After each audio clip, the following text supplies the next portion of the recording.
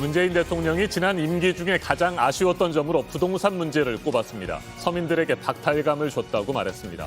그러면서도 지금은 부동산 가격이 상당히 안정세로 접어들고 있다며 남은 기간 하락 안정세까지 목표를 두고 있다고 밝혔습니다. 먹는 코로나19 치료제 40만 명분은 늦어도 내년 2월까지는 들여올 계획이라고 설명했습니다. 문 대통령은 어제 저녁 2년 만에 열린 국민과의 대화에서 20여 개 질문에 100분 동안 답했습니다. 대선을 비롯한 민감한 현안들은 전혀 다뤄지지 않았고 여야의 평가는 크게 엇갈렸습니다. 네, 부동산, 청년 실업, 그리고 코로나 방역 등 어제 다뤄진 주요 내용들 서효정 기자가 정리해드리겠습니다. 시민 300명과 100분 동안 진행된 대화에서 가장 큰 비중을 차지한 건 역시 코로나19였습니다. 확진자 수가 닷새째 3,000명을 넘어가는 상황에 대해 문재인 대통령은 예상하고 대비해왔다고 말했습니다. 조금 조마조마한 부분이 있죠. 한 5,000명 또는 10,000명 정도까지도 확진자 수가 늘어날 수 있다고 생각하면서 대비를 했죠. 다만 위중증 환자가 증가하는 건 우려된다고 했습니다. 위중증 환자가 좀 빠르게 늘어나서 그 바람에 병상 상황이 조금 빠듯하게 된 것이 조금 염려가 됩니다. 지금은 이제 병상을 빠르게 늘리고 또 의료 인력을 확충해서 돌파 감염에 대해서는 3차 접종까지 이루어지고 나면 감염이 현저히 줄어들 수 있다고 봤습니다. 부동산 분야에서도 질문이 쏟아졌습니다. 2년 전 부동산 문제에 대해 자신 있다고 장담했던 문 대통령. 저는 이게 부동산 문제는 우리 정부에서는 이렇게 자신 있다고 이렇게 좀 장담하고 싶습니다. 반드시 부동산 가격을 잡겠다는 말씀을 드리고. 이번 대화에선 임기 중 가장 아쉬웠던 점으로 부동산을 꼽았습니다. 지난번에 이사 대책 같은 것이 조금 더 일찍 이렇게 마련되고 시행되었더라면 더 큰 도움이 되지 않았을까. 다음 정부에까지 그 어려움이 넘어가지 않도록 해결의 실마리는 확실히 임기 마지막까지 이렇게 찾도록 하겠습니다. 소상공인들에 대해선 초과 세수를 활용한 폭넓은 지원을 약속했고 전 국민 지원금에 대해서는 선별 지원을 주장해온 기재부 손을 들어줬습니다. 전 국민에게 지급할 것인지 또는 더 어려운 분들, 피해를 많이 입은 분들에게 우선적으로 이렇게 지원할 것인지라는 판단에 대해서는 저는 우리 그 내각의 판단을 신뢰를 합니다. 청년 실업 문제는 일자리가 양적으로 늘었더라도 질 좋은 일자리인지에 대해선 부족한 것 같다고 시인했습니다. 문 대통령의 답변에 이어 홍남기 경제부총리와 권덕철 보건복지부 장관, 정은경 질병청장 등이 각 분야별로 부연 설명을 하기도 하고. 정은경 질병청장님 이게 들으셨나요? 예. 국무위원 중에 정청장님 호출되셨습니다. 예. 각본 없이 진행되다 보니 예상치 못한 장면들도 나왔습니다. 지역 민원을 하거나 안산시에 공공의료원이 설립되기까지 얼마나 시간이 걸릴지 안산 시민을 대표해서 질문합니다. 혹시 안산에 공공의료원이 언제쯤 생길 수 있을지 누군가 질병청이나 보건복지부에서 답변하실 수 있습니까? 자녀에게 인사를 부탁하는 시민도 있었습니다. 저희 아들이 오늘 같이 대통령님 만나러 간다고 하니까 같이 좀 뵙고 싶었는데 오지를 못했습니다. 저기 화면상이지만 인사 한번 해주시면 고맙겠습니다. 하지만 임기를 6개월 정도 남긴 시점에서 2년 만에 진행된 국민과의 대화가 미흡했다는 평가도 나왔습니다. 물가가 폭등하고 자영업자 고통이 가중되는 현실에 비해 민감한 현안들은 다루지 못했고 북한 문제 등 외교 안보 이슈와 대장동 문제나 고발 사주 의혹 등 민감한 정치 현안도 거론되지 않았습니다. 더불어민주당은 국민의 고단한 시간을 위로했다고 했지만 국민의힘은 국민 고통을 외면한 돈키호테 대통령이라고 혹평했고 정의당도 진솔한 사과는 없었다고 평했습니다. JTBC 서효정입니다. 더불어민주당 선거대책위원회가 출범 19일 만에 쇄신을 선언했습니다. 이재명 후보의 지지율이 더 이상 오르지 않고 정체되면서 위기감이 커졌기 때문입니다. 어제 열린 긴급 의원총회에서 소속 의원들은 선대위 인선 등 정권을 이 후보에게 맡기고 백의종군하기로 뜻을 모았습니다. 이재명 후보는 쇄신의 제1원칙은 국민의 뜻을 따르는 것이라며 날렵하게 가볍게 국민이 원하는 곳을 향해 빠르게 달려가겠다고 밝혔습니다. 강버들 기자가 보도합니다. 지지율 정체 속에 당의 변화를 요구해온 이재명 후보가 선거대책위원회 쇄신에 전권을 갖게 됐습니다. 더불어민주당은 자칫 선거에서 질 수 있다는 위기감이 커지자 긴급 의원총회에서 이를 만장일치로 결정했습니다. 기득권이나 권한은 내려놓고 그야말로 이 대선 승리를 위해서 백의종군하는 심정으로 모든 이 일을 다 하겠다. 시한은 못 박지 않았지만 조만간 새로운 선대위 구성이 발표될 것으로 보입니다. 기민한 조직이 필요하다는 게 이 후보의 생각인데 경선 후폭풍을 수습하느라 더욱 커진 조직에서 누구를 빼고 더할지가 관심입니다. 지도부는 원팀 원칙을 다시 강조했지만 이 원팀 선대위 구성을 무효로 하고 원상복귀된다는 개념이 아니라 원팀 선대위 구성을 계승해서 새롭게 변화 쇄신해 나갈 것입니다.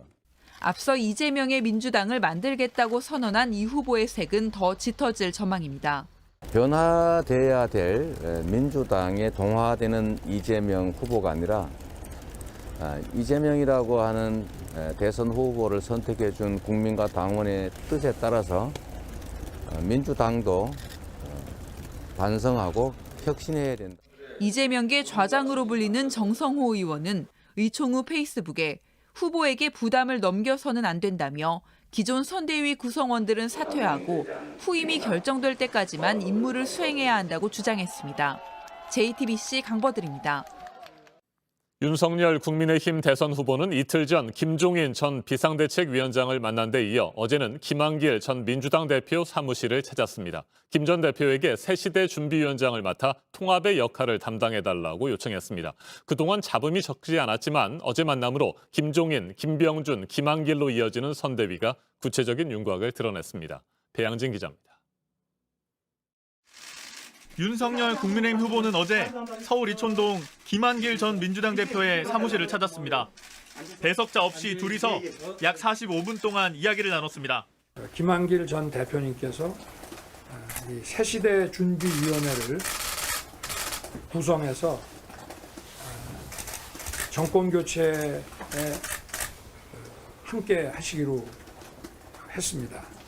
국민의힘하고 함께 하기에는 주저되는 바가 있다고 말씀하는 분들도 적지 않습니다. 국민의힘도 이제는 중원을 향해서 두려움 없이 몽골 기병처럼 진격했으면 좋겠습니다. 김 전 대표가 위원장을 맡을 새시대 준비위원회는 당 밖에서 중도층 인사들이 참여할 수 있는 후보 직속의 플랫폼입니다. 윤 후보는 이 자리에서 김종인 전 국민의힘 비대위원장이 총괄 선대위원장을, 김병준 전 자유한국당 비대위원장과 이준석 당대표가 상임 선대위원장을 맡는다고 밝혔습니다. 이른바 3김 체제가 공식화된 겁니다. 김종인 전 위원장이 메시지와 전략 등 선거 지휘를 총괄하는 가운데 김병준 전 위원장은 정책 분야에 집중할 가능성이 있습니다. 하지만 선대위 인선 공식 발표까지는 남은 과제가 많습니다. 특히 공동 선대위원장 자리에는 중진 위주였던 경선 캠프 때와는 달리 외부 인사 영입이 추진되고 있습니다. 상황실장엔 임태희 전 대통령실장이, 권성동 사무총장 임명으로 공석이 된 비서실장엔 장제원 의원의 복귀도 거론됩니다. 아들 노엘의 음주 측정 거부로 캠프에서 물러났던 장 의원은 어제 윤 후보와 함께 서울 서초에 있는 사랑의 교회 예배에도 참석했습니다. 선대위 1차 인선 발표는 이르면 25일에야 있을 걸로 보입니다. JTBC 배양진입니다. 어젯밤 9시까지 부산을 제외한 전국 16개 시도에서 2,468명이 추가로 코로나19 확진 판정을 받았습니다. 이에 따라 오늘 0시 기준 신규 확진자 수도 많게는 3,000명 안팎에 이를 것으로 보입니다. 검사 건수가 줄어드는 주말과 휴일에도 이처럼 많은 확진자가 나오고 있는 가운데 각 대학에서는 논술 시험이 진행되고 있습니다. 그리고 오늘부터 전국의 유치원과 초중고등학교 학생들은 전면 등교 수업을 시작합니다. 거의 2년 만입니다. 서준석 기자가 보도합니다. 자식을 홀로 들여보내야 하는 부모들의 발걸음이 좀처럼 떨어지지 않습니다. 그나마 뒷모습을 가장 가까이서 볼 수 있는 곳은 정문까지입니다. 차량 진입도 안 되고 부모님들도 못 들어가게 하니까 급하게 여기서 그냥 인사하고. 학교 측도 방역 수칙을 지키느라 민감한 모습입니다. 마스크 잘 쓰고 환기도 잘 돼가지고 큰 문제는 없었던 것 같습니다. 성균관대는 혼잡도를 낮추기 위해 시험 시간을 2개에서 3개로 쪼갰습니다. 또 수험생들에게 사전 문진표를 보내 유증상자와 자가격리자들을 위한 시험 공간을 따로 마련했습니다. 학교 외부에 기숙사 건물을 개조를 해서요. 1인 1고사장 볼 수 있도록. 전국 각 대학들은 다음 주말까지 논술 시험을 치릅니다. 이동하는 수험생만 약 43만 명입니다. 유치원과 초중고교의 전면 등교가 수도권까지 확대됩니다. 하루 학생 확진자가 300명을 웃돌고 있는 상황이라 불안감이 큽니다. 교육부는 밀집도가 높은 학교는 부분 등교를 허용하고 확진자가 나오면 원격 수업으로 전환하도록 했습니다. 또 청소년을 대상으로 방역 패스를 적용하는 방안도 검토 중입니다. JTBC 서준석입니다. 미국에서 인종차별과 관련한 사회 갈등이 다시 불거지는 모습입니다. 흑인 차별에 반발하는 시위대에 총을 쏴서 2명을 숨지게 한 백인 청소년이 무죄로 풀려나면서인데요. 이 판결을 비판하는 목소리와 옹호하는 목소리가 맞서고 있는 상황에서 시위가 또 이어지고 있습니다. 김필규 특파원이 전해왔습니다. 2건의 살인과 1건의 살인미수 혐의로 재판에 넘겨진 카일 리튼하우스에게 무죄 판결이 내려진 건 지난 19일입니다. We the jury find the defendant Kyle H. Rittenhouse not guilty. 18살의 리튼하우스는 지난해 커노샤 인종차별 항의 시위 당시 거리에서 시위대에 총을 쏴 2명을 숨지게 했습니다. 재판 후 웃으며 소감을 이야기하는 모습이 다큐멘터리 예고편을 통해 공개됐습니다. The jury reached the correct verdict. Self-defense is not illegal.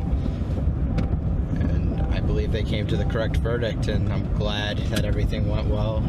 그러자 판결과 사법부에 반발하는 시위가 주요 도시에서 주말 내내 열렸습니다. 시카고 집회에선 저명한 인권운동가인 제시 잭슨 목사까지 참석해 이번 판결을 비판했습니다. 반면 보수 진영에선 리튼하우스를 총기 권리와 법 질서를 위해 일어선 영웅으로 치켜세웠습니다. 트럼프 전 대통령까지 나서 그를 용감한 인물이라고 하면서 재판 결과를 반겼습니다. 리튼하우스가 미국 진보 보수 갈등의 상징으로 떠오르면서 지난해 겪었던 인종 간, 계급 간 갈등이 다시 불거지지 않을까 정치권이 예의주시하고 있습니다. 워싱턴에서 JTBC 김필규입니다.